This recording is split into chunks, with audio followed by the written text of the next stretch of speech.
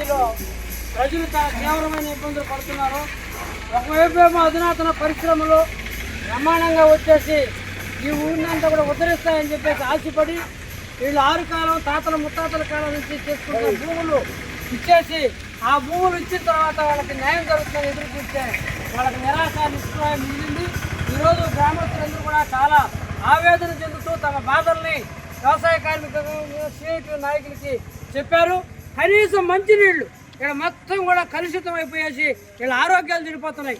మొన్న 10 గేదెలు లేకపోతే ఆవులు చనిపోయిన పరిస్థితి కళ్ళనీళ్ళు పెట్టుకొని చెప్తున్నారు. ఇది దుర్మార్గంగా ఉంది. ఇక్కడి నుంచి మొత్తం పెద్ద టిప్పర్లు ట్రాక్టర్లు జుర్రుని పోతుంటే ఇంట్లో అన్నం తినేదానికి కూడా లేదు. ఆ మట్టి అంతా పడిపోయి మట్టి తింటున్న పరిస్థితి అనేది ఈరోజు కల్పిస్తున్న పరిస్థితి. ఇది చాలా అన్యాయంగా ఉంది.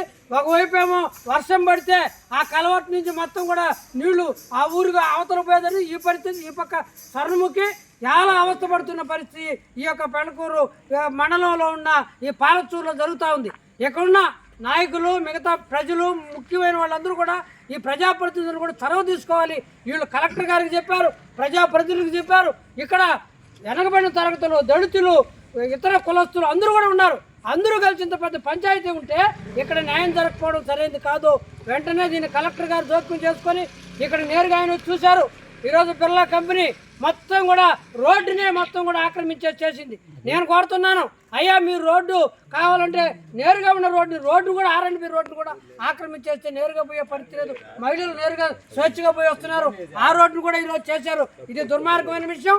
వెంటనే ఈ సమస్యను పరిష్కరించాలని గ్రామం తరఫున తహసీల్దార్ గారికి ఎంపీడీఓ గారికి విజ్ఞప్తి చేయడానికి చేస్తున్నారు.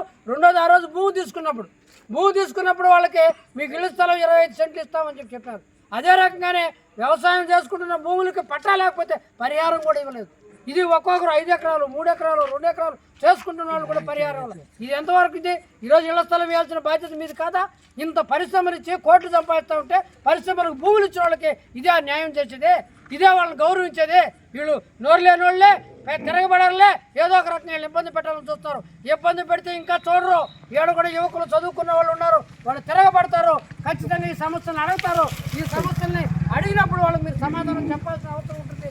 ఖచ్చితంగా మేము ఆంధ్రప్రదేశ్ వ్యవసాయ కార్మిక సంఘం, centre of Indian trade union CITU ఖచ్చితంగా ఈ సమస్యను ఫోకస్ చేస్తాము.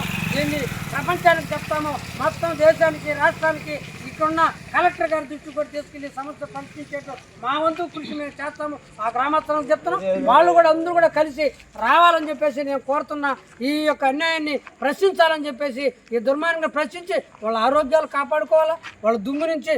ఎందుకంటే ఈరోజు ఊపిరితిత్తులు కానీ లేకపోతే మొత్తం గుండెకి సంబంధించిన జబ్బులు కానీ లేకపోతే నీటికి సంబంధించి కిడ్నీల సమస్యలు కానీ అనేకమైన ఇబ్బందులతో ఈ గ్రామం అంతా అల్లాడుతున్న పరిస్థితి ఉంది. దీని నుంచి కాపాడండి, ఈ పాలచూరుని కాపాడండి, ఈ దుమ్ము నుంచి ఈ మంచినీటి కల్పించి వాళ్ళకి వాళ్ళ ఆరోగ్యాలు కాపాడండి అని చెప్పేసి ఈరోజు మేము అడుగుతున్నాం. దీన్ని పరిష్కరించాలని చెప్పేసి అందరికి కూడా విజ్ఞప్తి చేస్తున్నాం. లేకపోతే వీళ్ళకి పోరాటం తప్ప ఇంకొక మార్గం లేదని చెప్పేసి నేను తెలియజేస్తాను.